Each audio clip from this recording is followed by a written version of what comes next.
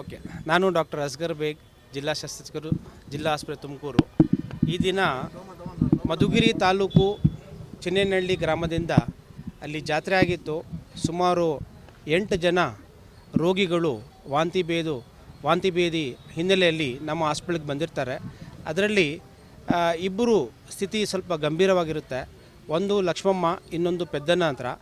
ಲಕ್ಷ್ಮಮ್ಮಗೆ ಐಸಿಯುದಲ್ಲಿ shift ಮಾಡಿಕೊಂಡು ಅವರು critical ಇಲ್ನೆಸ್ಸಿಂದ ಹೊರಗಡೆ ಬಂದಿದ್ದಾರೆ, ಔಟ್ ಆಫ್ ಡೇಂಜರ್ ಇದ್ದಾರೆ.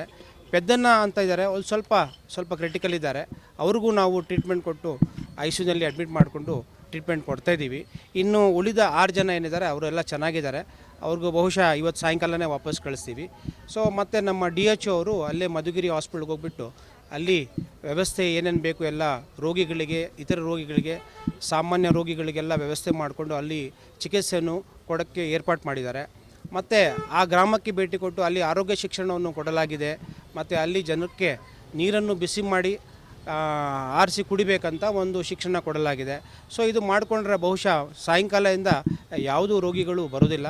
ಇದು ಶಿಕ್ಷಣ ಮತ್ತು ಈ ಊಟದ ವ್ಯವಸ್ಥೆಯಿಂದ ಅವರಿಗೆ ನಾವು ಒಳ್ಳೆಯ ಶಿಕ್ಷಣ ಕೊಟ್ಟರೆ ಅವರು ನೀರು ಮತ್ತು ಊಟ ಇದು ಸ್ವಚ್ಛವಾಗಿ ತೊಗೊಂಡ್ರೆ ಯಾವುದು ಕಾಯಿಲೆ, ಈ ವಾಂತಿ ಭೇದಿ ಯಾವುದು ಬರ್ತಾಯಿಲ್ಲ. ಈ ನಡುವೆ ಅಲ್ಲಲ್ಲ, ಊಟದಂದರೆ ಇವಾಗ ಶಂಕೆ ಏನಂದರೆ ಏನು ನಾವು ಸೇವಿಸ್ತೀವಿ, ಅನ್ನ ಆಗಲಿ ನೀರಾಗಲಿ, ಸೊ ಇದು 2 ಕಾರಣಗಳಿರುತ್ತೆ. ಸೊ ನಮ್ಮ ಫಿಸಿಷಿಯನ್ ಇದ್ದಾರೆ, ಇದ್ರ ಬಗ್ಗೆ ಅವರು ಸ್ವಲ್ಪ ಮಾಹಿತಿ ಕೊಡಲಿ ಅಂತ ನಾನು ಕೇಳ್ತೀನಿ. ಅಲ್ಲಲ್ಲ, ಅದಕ್ಕೆ ಅದು ಏನಾದರೂ ಇರಬಹುದು. ಒಂದು ಆಹಾರ ಇರ್ಬೋದು, ಎರಡನೇದು ನೀರು ಇರ್ಬೋದು. ಅದಕ್ಕೆ ನಾವು ನಮ್ಮ ಲ್ಯಾಬ್ ಕಳಿಸ್ತೀವಿ, ಸ್ಯಾಂಪಲ್ ಕಳಿಸಿದ್ದೀವಿ.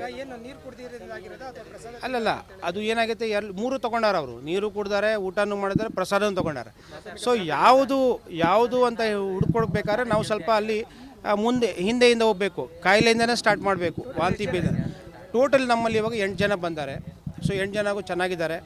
ಒಬ್ಬರು ಕ್ರಿಟಿಕಲ್ ಇದ್ದಾರೆ, ಅವ್ರಿಗೂ ಐಸಿಯುಲಿ ಟ್ರೀಟ್ಮೆಂಟ್ ಕೊಡ್ತಾಯಿದ್ದೀವಿ. ಇನ್ನು ಮಧುಗಿರಿಯಲ್ಲಿ ಸುಮಾರು ಒಂದು 10ರಿಂದ 20 ಜನ ಇರಬಹುದು.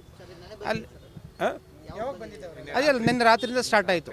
ನಿನ್ನೆ ಎಲ್ಲ, ಯಾಕೆಂದರೆ ಅಲ್ಲಿ ಅತಿಸಾರ ಭೇದಿ ಆದರೆ ಏನಾಗುತ್ತೆ, ಅಲ್ಲಿ ICU ಪ್ರಾಬ್ಲಮ್ ಇರುತ್ತೆ. ಅಂಥ ಪೇಷಂಟ್ಗೆ ಮಾತ್ರ ಇಲ್ಲಿ ಕಳಿಸ್ಕೊಡ್ತಾರೆ.